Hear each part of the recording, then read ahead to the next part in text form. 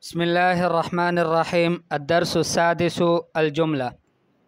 ولكن قبل أن نبدأ في الدرس الجديد أود أن أسأل طلابي الأعزاء: هل أنتم قرأتم قصة مروان؟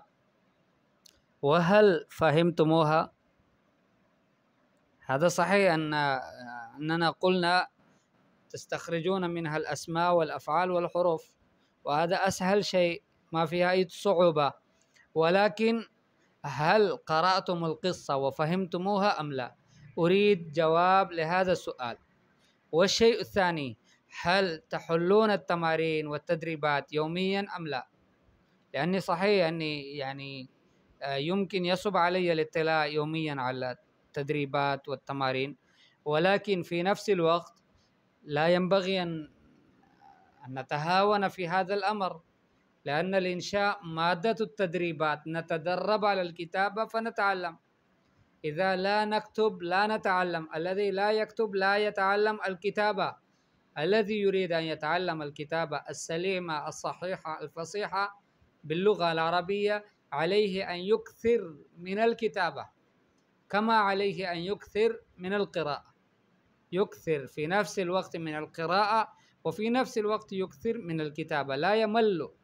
لا يمل من الكتابة، وإنما يتشوق ويتكلف، كما قيل أول أمر كلفة وآخره ألفة. أي شيء عندما تبدأ به في بادئ الأمر يكون يصعب عليك، تكون كلفة، إنسان لا يرغب فيه، لا يتنشط فيه، وإنما يصعب عليه. ولكن بعد مرور الزمن ثم يصعب عليه تركه، بحيث يتألفه، أو عفوا يألف ذلك الشيء ويبدأ يرغب فيه ويحبه، حتى لو قلت له أنت اترك هذا لا يترك. عندنا بعض الإخوة ما شاء الله يوميا يكتبون المقالات. نحن أحيانا نقول له: الشيخ لماذا تكتب مقالة يوميا؟ يقول: لا أرغب، كيف أقضي يومي دون أن أكتب شيئا فيه. هم يكتبون ما شاء الله بالعربية. فحتى نصل إلى هذه الدرجة ضروري أن نتحمل في البداية، ونبدأ بإذن الله تعالى كتابة هذه التمارين أو بحل هذه التمارين. فدرسنا اليوم يتعلق بالجملة. والجملة أنتم تعرفون أنها مجموعة الكلمات. الجملة وهي أنواع كثيرة. أولا، ما يتكون من اسم أضيف إلى غيره، اسم نجعله مضافا إلى غيره بحيث يكون الثاني له مضاف إليه، مثله أو مثله: باب البيت، كتاب المعلم، ماء المطر، يوم الجمعة، درس الصباح، سوق القرية، سائق السيارة. ولكن هذه ليست جمل متكاملة، وإنما تحتاج إلى إكمالها. ثانيا، ما يتكون من اسم وصف بغيره، اسم توصفه بغيره من الاسم، مثله أو مثله: درس نافع، تلميذ مجتهد. فدرس هذا موصوف، ونافع هذه الصفة. أو نقول درس هذا منعوت ونافع نعته. تلميذ مجتهد، كتاب صغير، طبيب حاذق، حاذق بمعنى ماهر، طالب ذكي، حاكم عادل. طيب، ثالثا، ما يتكون من فعل واسم. الاسم ما هو الفاعل. الجملة يتكون من فعل واسم وهو فاعله. مثله: حضر التلميذ. الآن حضر فعل والتلميذ اسمه وهو الفاعل. قرأ المدرس، قرأ فعل والمدرس فاعل. لعب الولد، جاء الربيع، خرج الحارس، جلس المدير. رابعا، ما يتكون من فعل واسم وهو فاعل، واسم وقع عليه الفعل وهو مفعول، يكون يجتمع فيه اسمين. يجتمع فيه اسمان عفوا، الاسم الأول وهو الفاعل، والاسم الثاني الذي وقع عليه الفعل وهو المفعول. مثله نصح المعلم التلميذ، فنصح فعل، والمعلم الاسم الأول هو الفاعل، والتلميذ الاسم الثاني ومفعول به. وقع هذه النصيحة، فعل هذه النصيحة على هذا التلميذ، فالتلميذ صار مفعولا به. اشترى الأستاذ قلما، اشترى فعل والأستاذ اسم الأول، الاسم الأول هو الفاعل وقلما مفعول به. نسخ الكاتب النص، شرب الولد ماء، فتح التاجر الدكان. خامسا ما يتكون من فعل وفاعل، ما يتكون من فعل وفاعل. الجملة تتكون من فعل وفاعل، ولكن يحذف الفاعل، يحذف الفاعل ويسمى نائب فاعل. مثله كسر الكأس، كسر الكأس.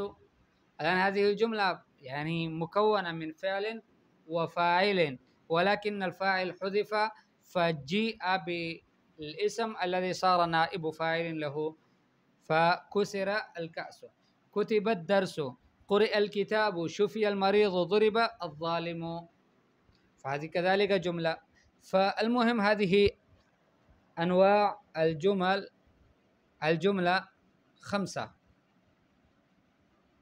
ونتدرب في درسنا هذا أو الدرس السابع، ولكنه درس يعني مع هذا الدرس يتعلق به، لذلك نتدرب على هذه الأسماء ال5 للجمل. فأول تدريب اكتب، ما هذا؟ يا سلام،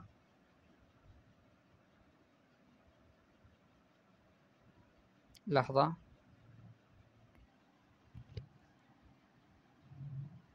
هذا خطأ، خلاص نؤجله إلى وقت آخر. المهم تدريبات. اكتب 5 جمل اسمية أضيف فيها الاسم إلى غيره.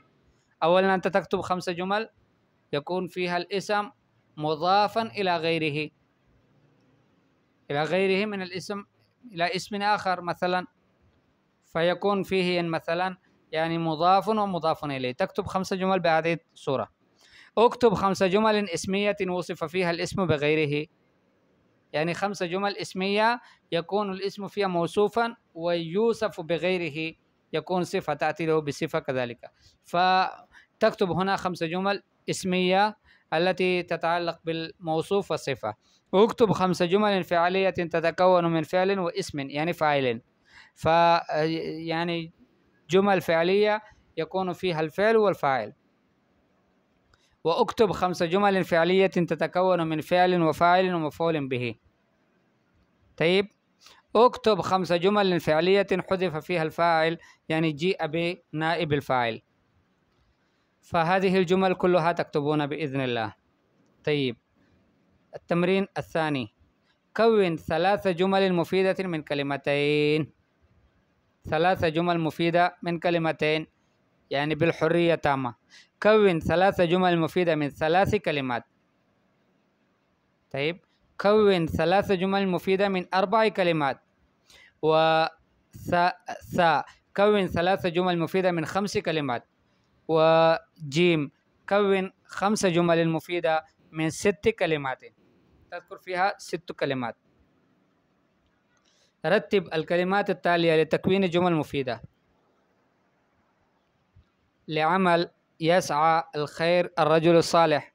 فمثلا أول جملة أنا أعطيكم: الرجل الصالح يسعى لعمل الخير. الرجل الصالح يسعى لعمل الخير. وبعد ذلك أنتم تحلون: الطالب المكتبة إلى ذهب بعد الظهر. الأم فطور الصباح أعدت مبكرا. المسلم سلم من لسانه ويده. الجنة البردين صلى دخل من. الدين الصلاة عماد. لله خشوع في يصلي المؤمن. كثيرة نعما الله لنا وهبه. لمساعدة هيا المسكين نتعاون. الأمهات أقدام الجنة تحت. طيب، بارك الله فيكم. ضعي الكلمات التالية في جمل مفيدة. هذه الكلمات تضعونها في جمل مفيدة. أكمل الفراغ بالكلمة المناسبة من الكلمات التالية: يكثر نظيفا كل كل الصباح العصير حسنة لعدد الدور. طيب، فهذا أنتم تكملون بإذن الله. كم بقي؟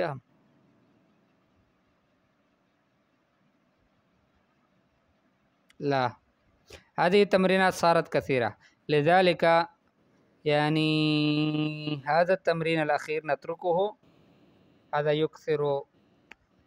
السؤال التاسع نتركه، والسؤال الثامن أيضا نتركه.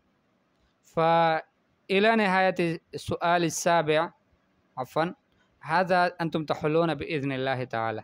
جيد، بارك الله فيكم. ترتبون هذه الكلمات أيضا، والباقي إن شاء الله تدريب يوم آخر.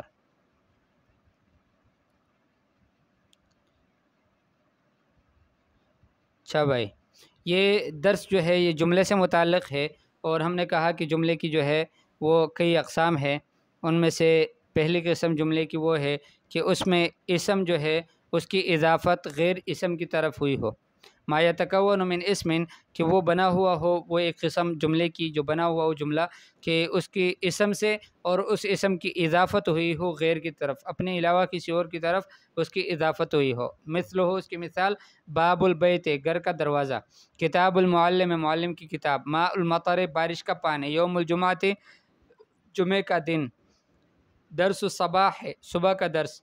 تو درس جو ہے اس کی اضافت ہوئی ہے صباح کی طرف، باب کی اضافت ہوئی ہے بیت کی طرف. اسی طرح سوق القریت، یعنی بستی کا، محلے کا بازار. سائق السیارت، گاڑی کا ڈرائیور. دوسری قسم ما یتکون من اسم وصف بغیرہ، کہ جو جملہ بنتا ہو اسم سے اور اس اسم کو دوسرے اسم کے ذریعے سے اس کی تعریف کی گئی ہو، اس کی توصیف کی گئی ہو. جیسے درس نافع، درس یہ ایک اسم ہے، اور نافع جو دوسرا اسم ہے اس کے ذریعے سے اس کی صفت بیان کی گئی ہے، تو گویا موصوف اور صفت ہے. تلمیذ مجتہد، کوشش کرنے والا، مجتہد تلمیذ شاگرد. کتاب صغیر، چھوٹی کتاب. طبیب حاذق، ماہر ڈاکٹر. طالب ذکی، ہوشیار اور چالاک طالب علم. حاکم عادل، عدل کرنے والا حاکم. ثالثا ما یتکون من اسم و فعل، من فعل و اسم. تیسرا قسم جملے کی وہ ہے کہ وہ فعل سے بنا ہوتا ہے اور اسم سے، کہ جو فاعل بنتا ہے اس فعل کا. مثلا حضر التلمیذ، تو اس جملے میں آپ دیکھو کہ یہ جملہ ہے اور یہ ایک فعل سے بنا ہوا ہے، حضر فعل ہے، اور دوسرا اسم ہے کہ جو فاعل بن گیا ہے التلمیذ. شاگرد حاضر ہو گیا. قرأ المدرس، مدرس نے پڑھا. لعب الولد، بچے نے کھیلا. جاء الربیع، موسم ربیع آ گیا، بہار کا. خرج الحارس، حارس چوکیدار نکلا. جلس المدیر، مدیر بیٹھ گیا. رابعا، چوتھی قسم ما یتکون من فعل، کہ جو بنتا ہو فعل سے، و اسم، اور ایک اسم سے کہ جو فاعل ہوتا ہے، و اسم، اور ایک دوسری اسم سے، وقع علیہ الفعل، کہ جس پر فعل واقع ہوا ہے، وہ مفعول، کہ جو مفعول ہوتا ہے. مثلا اس کی مثال نصح المعلم التلمیذ. نصح فعل ہے، یہ فعل بھی آ گیا. المعلم فاعل آ گیا. التلمیذ یہ مفعول بھی آ گیا. تو گویا نصح فعل ہے، اس کے بعد ایک اسم آیا جو فاعل کی صورت میں، دوسرا اسم آیا التلمیذ کے جو مفعول بھی کی صورت میں ہے. اشترى الاستاذ قلما، استاد نے قلم خریدا. نسخ الکاتب النص، کاتب نے یعنی لکھاری نے نسخ کو، مضمون کو نسخ کر دیا، اس کو کاپی کر دیا. شرب الولد ماء، بچے نے پانی پیا. فتح التاجر الدکان، دکان، تاجر نے دکان کھولا. خامسا، پانچویں قسم ما یتکون من فعل و فاعل، کی جو فعل اور فاعل سے بنتا ہے. ویحذف الفاعل، اور فاعل حذف کیا جاتا ہے. ویسمى نائب فاعل، اور اس کی جگہ اس کو نائب فاعل کہا جاتا ہے. مثلا کسر الکاس، گلاس ٹوٹ گیا، توڑا گیا. کتب الدرس، درس لکھا گیا. قرئ الکتاب، کتاب پڑھی گئی. شفی المریض، مریض کو شفا مل گئی. ضرب الظالم، ظالم جو ہے وہ مارا گیا. اب کس نے مارا، شفا کس نے دی، پڑھا کس نے کتاب کو، وہ خود ظاہر نہیں ہے، اس کو حذف کر دیا فاعل کو، اس کی جگہ یہ نائب فاعل لگا لیا گیا. تو یہ بھی جملے کی ایک قسم ہے. اچھا، تدریبات شروع ہوتی ہیں تو اس میں سب سے پہلے یہ سوال ہے آپ سے کہ 5 جملے لکھو، جملے اسمی ہے، کہ اس میں ایک اسم جو ہے اس کی اضافت دوسرے اسم کی طرف ہو، یعنی اس میں مضاف مضاف الیہ ہو. اور اکتب 5 جمل، 5 جملے لکھ لو. وصف فیہا الاسم بغیرہ، کہ اس میں اسم کی صفت بیان کی گئی ہو دوسرے اسم کے ساتھ، یعنی وہ اسم، پہلا والا اسم موصوف، دوسرا والا صفت بن کر آیا ہو. یعنی اس طرح کے آپ نے 5 جملے اسمیہ لکھ لینے. اکتب 5 جمل فعلیت، 5 جملے فعلیے لکھنے ہیں، تتکون من فعل و اسم فاعل، اسم اور فعل، اور اسم فعل سے اور اسم سے کہ جو فاعل ہوتا ہے اس سے بنے ہوئے ہوں۔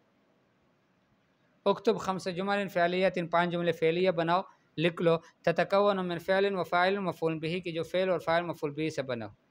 اکتب 5 جمل فعلیت حذف فیها الفاعل کہ 5 جملے بناؤ فعلیے کہ ان میں فاعل حذف کیا گیا ہو، نائب فاعل آ گیا ہو۔